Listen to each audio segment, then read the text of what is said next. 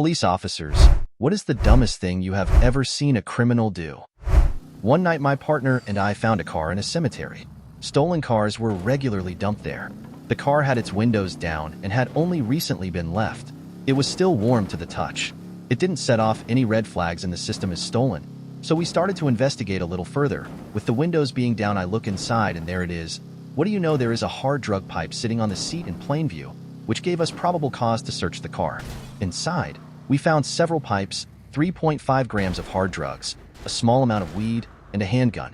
There was also that's right, an unlocked phone. The phone kept receiving messages from people trying to buy drugs. I quickly looked through the phone and discovered that the car's owner had come from the city. She was trying to score from a local gang, but they didn't want her showing up, so they arranged to meet her at the cemetery and conduct their business elsewhere. I left a business card under the wipers, not my personal card, but the station's. On the back, I wrote that the car owner should come to the station if she wanted her things back. Sure enough, she showed up at 9 the next morning, absolutely high out of her mind, looking for her drugs and gun. I wonder what she really thought was going to happen, that the police were just going to give her the gun and drugs back? Like, when do you draw the line and just write it off as a lost cause? Story 2. One time we got a call that a bloke had just broken into a pharmacy and had stolen some drugs. He stole melatonin, aka sleeping tablets, which he started taking. Maybe to hide evidence, I guess. Who knows how these people's minds work. We get there just as he's walking out of the parking lot. We tell him to stop, and of course, there he goes. He takes off running, and it turns into a foot chase, which didn't last very long. I took off after him and he was noticeably getting slower, and slower, and slower. I ended up just walking slowly behind the guy, until he couldn't go any further. Funnily enough, while I was booking him in, he ended up falling asleep sitting straight up. I'm almost positive he thought he was getting something else, and ended up picking up the wrong bottle that day. Story 3. One time I was asked to help keep peace while 2 probation officers searched a guy's house. During the search, one of the POs lifted the probationer's mattress and said monotonously, "Wow." The probationer got upset and said, "Yeah, it's effing meth and a gun, arrest me, I don't give a duck." Turns out the PO found a huge, well, let's just call it a huge intimate toy, but after the guy opened his mouth, the PO lifted the mattress more and found a bunch of individually wrapped grams of meth, and a Glock 17. The PO said that seeing the rather large intimate toy was enough for him to ignore the mattress, but because the guy said something, he kept looking. That guy's attitude and his need to open his mouth got him 10 years in prison.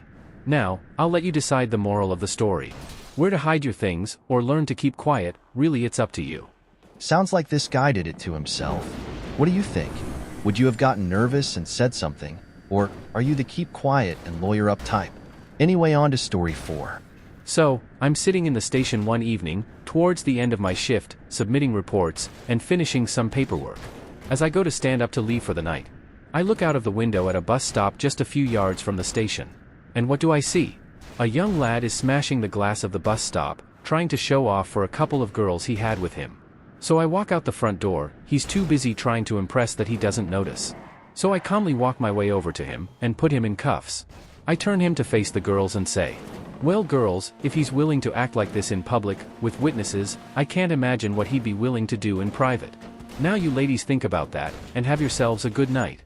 Then I proceeded to march him right inside the station to a holding cell, and sat back down to start on a new report.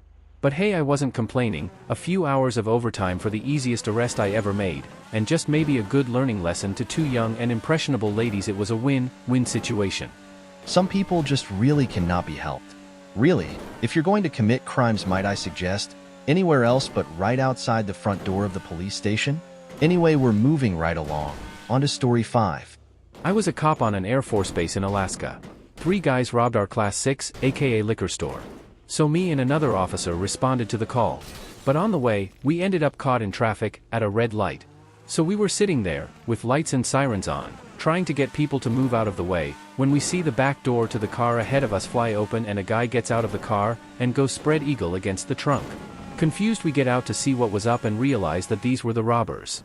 So after calling it in and making the arrests, we told them that we had no idea who they were. The driver and front passenger were definitely not very happy with their buddy in the back seat. One guy goes and ruins it for the rest. Sounds like these criminals are not good at keeping their nerves in check. Maybe they should have picked a different profession. Anyway, on to story 6. My husband travels around the state serving warrants on low-life, deadbeat dads. One day, he finds himself at a house where a 4-year-old kid is home alone. His dad is nowhere to be found. So, he starts chatting with the little boy, making sure he's okay. After a bit of small talk, the kid looks up at him and says, "Do you want to see my dad's secret farm?" Naturally, my husband is intrigued, so the kid leads him to a bedroom closet with a false back. When he opens it up, there it is, a small pot farm hidden away. By the time the dad gets home, he's greeted by a few cop cars and a pile of charges waiting for him. Needless to say, he ended up losing custody of the boy and went to serve a few years in jail. What do you think about this? Did the dad get what he deserved? Let us know what you think in the comments below. Story 7. I was out on patrol one night, driving near where a well-known car thief lived. So I decided to cruise by, saw an SUV in the driveway with no plate or tags, so I walked up and ran the VIN, comes back as stolen. The property had a house on it, and out back a small mother-in-law suite where said thief lived, so I went out back, started to knock, then I hear a car door slam, so I start running, engine starts, and yep, thief is driving away in the stolen SUV. Knowing where he ditches these stolen cars, I radioed another officer to stake out that area. Sure enough, 2 hours later the SUV rolls up with a Jeep following it. SUV driver wiped down the dash, wipes down the outside door handle and gets in the Jeep. Officer pulls over the Jeep and arrests them both. Why both? Well, the Jeep is also stolen. Officer runs her license, sends another officer to her address, and guess what? She had a stolen car at her place too. 3 stolen cars recovered, and 2 thieves in jail, all because I decided to stop by this thief's last known address. If you're already known around town as the local car thief, sounds like you've already lost the game, and it's just a matter of time. Story 8. One night we get a report of an abandoned car, smashed up in a ditch. Turns out this guy drove straight into the woods, slamming into a tree, all because his GPS was convinced there was a road ahead that didn't exist. After the crash, he simply walked back to his hotel room, leaving his check-in papers behind in the car. We decided to pay him a visit, heading to his room and knocking on the door. To my surprise, he actually answered. It was obvious he was drunk. I asked him if he had anything to drink since the accident.